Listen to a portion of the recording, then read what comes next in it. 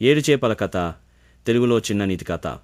ఒక చిన్న నదిలో 7 చేపలు కలిసి నివసించేవి. అవన్నీ మంచి స్నేహితులు. నిత్యం కలిసి ఈత కొడుతూ ముంచుతూ ఆనందంగా జీవించేవి.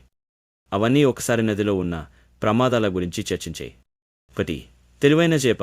మనకి ఎప్పుడైనా వేటగాళ్ళు వస్తారు, ముందుగానే మార్గం చూసుకోవాలి. 2. భయపడే చేప. ప్రమాదం వస్తే నది బయటికి వెళ్దాం. 3.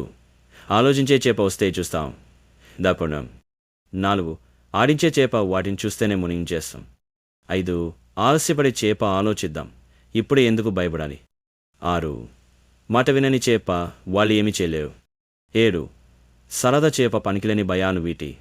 ఒకరోజు వేటగాళ్ళు వలలు వేశారు. తెలివైన చేప ముందే పారిపోయింది. భయపడే చేప కూడా త్వరగా తప్పించుకుంది.